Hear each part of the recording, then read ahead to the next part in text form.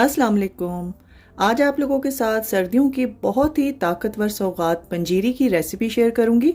इस रेसिपी में आज हम लोग तमाम कुदरती अज्जा का इस्तेमाल करेंगे जिसके फ़ायदे बहुत ज़्यादा हैं।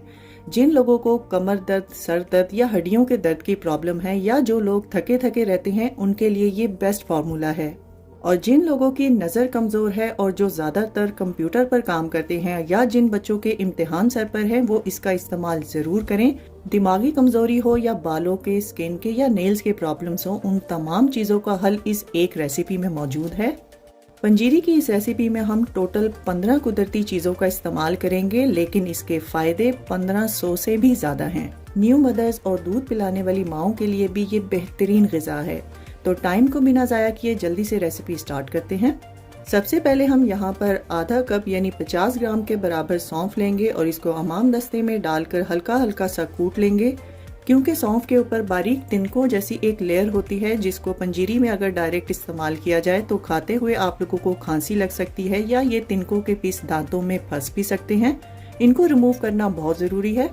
अब इस कुटी हुई सौंफ को आप लोग स्ट्रेनर में डालकर इसको अच्छी तरह से छान लेंगे। सौंफ हाजमे को तो बेहतर करती है लेकिन ये नज़र के लिए बहुत ही फायदेमंद होती है। सौंफ को छानते हुए जो बुरादा इसमें से निकलेगा आप लोगों ने उसको हाथों की मदद से छटकते हुए एक साइड पे करना है। जब आप लोग इसको छटक रहे होंगे तो इसमें से सौंफ के पीसेस एक साइड पर हो जाएंगे और जो तिनके हैं जो हमें नहीं चाहिए वो एक साइड पर हो जाएंगे। अब इसमें से निकली हुई सौंफ को आप लोगों ने हाथ से एक साइड पे कर देना है और जो तिनके निकले हैं आप लोग उसको एक साइड पे करके वेस्ट कर देंगे। सौंफ को ज़ाया नहीं करेंगे, इसको हम लोग पंजीरी में इस्तेमाल करेंगे। अब हम यहाँ पर एक खुला सा पैन लेंगे और इसमें 2 टेबलस्पून देसी घी शामिल करेंगे। इस रेसिपी में आप लोगों ने देसी घी का ही इस्तेमाल करना है।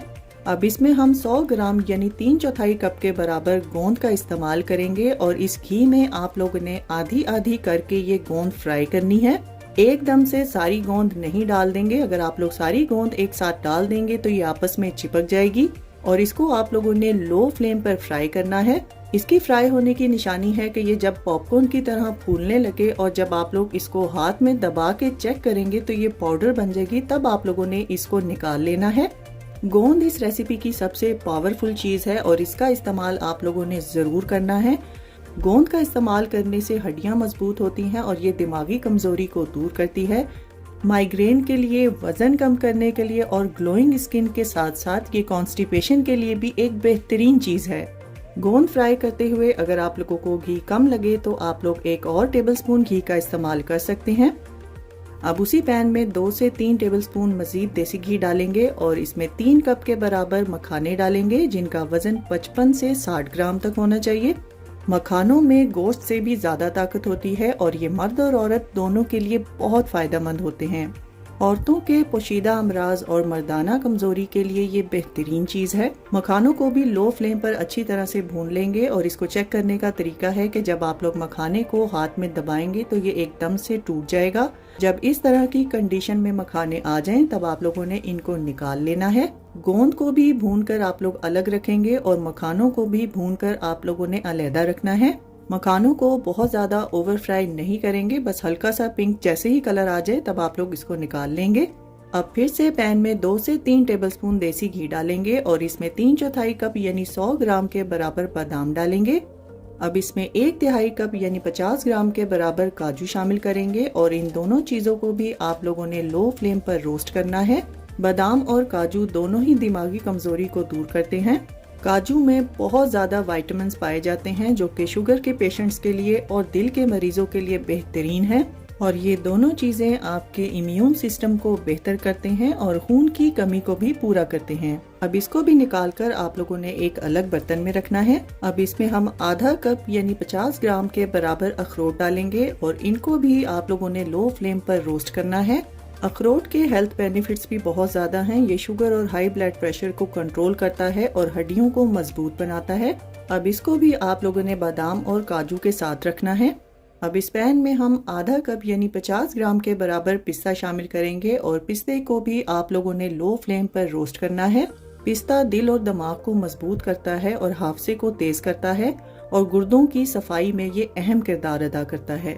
हर चीज़ को अगर एतदाल में खाया जाए तो उसके फ़ायदे आपके जिस्म को मिलते हैं, लेकिन अगर आप लोग उसका ज़्यादा इस्तेमाल करेंगे तो यकीनन वो आपकी सेहत के लिए ठीक नहीं। अब इसमें हम 50 ग्राम ड्राई और बारीक कटा हुआ नारियल शामिल करेंगे और इसको भी आप लोगों ने लो फ्लेम पर रोस्ट करना है। नारियल में मौजूद तेल बालों और स्किन के लिए बहुत मुफीद है और ये शुगर कंट्रोल करने और वजन कम करने में भी अहम किरदार अदा करता है। इस रेसिपी को अगर आप लोगों ने ज़्यादा फायदेमंद बनाना है तो इसमें आप लोगों ने पिसे हुए खोपरे का इस्तेमाल नहीं करना। अब इसमें हम 1/4 कप यानी 25 ग्राम के बराबर खरबूजे के बीज शामिल करेंगे, जिसको 4 मगज भी कहा जाता है। इनको भी आप लोगों ने लो फ्लेम पर रोस्ट करना है और इनके भी हेल्थ बेनिफिट्स बहुत ज़्यादा हैं, लेकिन ये तासीर में गर्म होते हैं। गुर्दे की पथरी के लिए ये बहुत ज़्यादा फायदेमंद है। अब इसको भी निकाल के आप लोगों ने बादाम, पिस्ता और अखरोट के साथ रखना है। अब इसमें हम आधा कप यानी 75 ग्राम के बराबर किशमिश शामिल करेंगे और किशमिश को भी आप लोगों ने लो फ्लेम पर रोस्ट करना है। किशमिश आँखों और दांतों की सेहत के लिए मुफीद है और ये खून की कमी को भी पूरा करती है और जिस्म को मुख्तलिफ किस्म के इन्फेक्शन से भी महफूज रखती है। किशमिश जब रोस्ट होके फूल जाए तब आप लोगों ने इसको अलहदा बर्तन में निकालना है। अब इस पैन में हम 4 से 5 टेबलस्पून देसी घी मजीद शामिल करेंगे और 2 कप यानी 250 ग्राम के बराबर आप लोगों ने इसमें सूजी शामिल करनी है और सूजी को आप लोगों ने मीडियम टू लो फ्लेम पर भून लेना है। सूजी को भूनते हुए आप लोगों को 15 से 20 मिनट लगेंगे और आप लोगों ने इसको भूनते हुए चम्मच को मुसलसल हिलाते रहना है। जब सूजी हल्की हल्की पिंक होने लगे तब आप लोगों ने इसमें सौंफ शामिल करनी है, जिसको हम लोगों ने शुरू में रेडी किया था, लेकिन सौंफ को हम लोग कूट के शामिल करेंगे। अगर आप लोग चाहें तो आप लोग सौंफ का पाउडर बना के भी इस्तेमाल कर सकते हैं। सौंफ के साथ ही अब हम इसमें 3 टेबलस्पून यानी 25 ग्राम के बराबर अलसी के बीज शामिल करेंगे। अलसी हार्मोनल प्रॉब्लम्स को दूर करती है, वजन कम करने और जिस्म की सूजन को भी दूर करती है, लेकिन ये तासीर में बहुत गर्म होती है, इसीलिए पंजीरी में इसका इस्तेमाल हम लोग कम करेंगे। इस रेसिपी में मैंने टोटल 250 ग्राम देसी घी का इस्तेमाल किया है। अलसी और सौंफ को जलने से बचाने के लिए आप लोगों ने इसको सौंफ के साथ ही भूनना है, इसको अलग से हम लोग नहीं भूनेंगे। यहाँ पर आप लोगों ने फ्लेम को ऑफ कर देना है। तो चलिए नेक्स्ट स्टेप की तरफ चलते हैं। अब यहाँ पर आप लोगों ने एक चॉपर लेना है और इसमें तमाम चीज़ों को एक एक करके हम लोग चॉप करेंगे। सबसे पहले आप लोगों ने नारियल डालना है। नारियल को बारीक पीसने के बाद अब हम इसमें बादाम और काजू शामिल करेंगे और इसमें से थोड़े से बचा लेंगे क्योंकि पंजीरी में हम लोग कुछ ड्राई फ्रूट साबुत शामिल करेंगे। अब हम इसमें रोस्ट किया हुआ अखरोट शामिल करेंगे और इसमें से भी कुछ दाने अखरोट के बचा लेंगे। साथ ही हम इसमें रोस्ट किया हुआ पिस्ता शामिल करेंगे और थोड़ा सा पिस्ता बचा लेंगे। और अब हम इसमें मगज शामिल करेंगे और इसमें से भी चंद बीज हम लोग बचा लेंगे। इन तमाम ड्राई फ्रूट्स को आप लोगों ने बहुत ज़्यादा पाउडर फॉर्म में तैयार नहीं करना, बल्कि आप लोगों ने इनको थोड़ा मोटा मोटा चॉप करना है। वीडियो में आप लोग देख सकते हैं कि ड्राई फ्रूट ना तो बहुत ज़्यादा बारीक हुआ है और ना ही इसके पीसेस मोटे हैं, बल्कि ये दरमियाने से चॉप हुए हैं। बिल्कुल इसी तरीके से आप लोगों ने इनको रेडी करना है। अब इसको एक साइड पे रखेंगे। तो चलिए नेक्स्ट स्टेप की तरफ चलते हैं। अब उसी सेम चॉपर में आप लोगों ने फ्राई की हुई गोंद भी शामिल कर देनी है और गोंद को आप लोगों ने रोक रोक के 3 से 4 बार मशीन को चलाना है और इससे ज़्यादा आप लोग मशीन को नहीं चलाएंगे। गोंद को भी आप लोगों ने पाउडर फॉर्म में तैयार नहीं करना, बल्कि आप लोगों ने इसको चंकी फॉर्म में तैयार करना है। वीडियो में आप लोग देख सकते हैं कि गोंद जो है वो बिल्कुल पाउडर की फॉर्म में नहीं है, बल्कि इसमें छोटे छोटे गोंद के पीसेस मौजूद हैं। बिल्कुल इसी तरीके से आप लोगों ने इसको चॉपर में चॉप करना है। अगर आप लोग चाहें तो गोंद को आप लोग अमाम दस्ते में भी हल्का हल्का सा कूट सकते हैं। अब उसी सेम चॉपर में आप लोगों ने रोस्ट किए हुए मखाने भी शामिल करने हैं और इसमें से भी मैं थोड़े से मखाने बचा लूंगी क्योंकि पंजीरी में मैं थोड़े से साबुत मखाने भी शामिल करूंगी। इसको भी आप लोगों ने मशीन को रोक रोक के 1 से 2 बार चलाना है और बहुत ज्यादा पाउडर नहीं बनाएंगे। इसको भी मोटे मोटे टुकड़ों में चॉप करेंगे। वीडियो में आप लोगों को जिस तरह से मखाने पिसे हुए नजर आ रहे हैं, बिल्कुल इसी तरीके से आप लोगों ने भी इनको रेडी करना है। मखानों को भी अगर आप लोग चाहें तो अमाम दस्ते में कूट सकते हैं। अब यहाँ पर हम लोग पंजीरी की मिक्सिंग करेंगे और भुनी हुई सूजी में आप लोगों ने पिसे हुए मखाने शामिल करने हैं। साथ ही इसमें चॉप किए हुए ड्राई फ्रूट्स और गोंद भी हम लोग शामिल कर देंगे। रोस्ट की हुई किशमिश को साबुत शामिल करेंगे और 1 टीस्पून के बराबर इलायची का पाउडर शामिल करेंगे।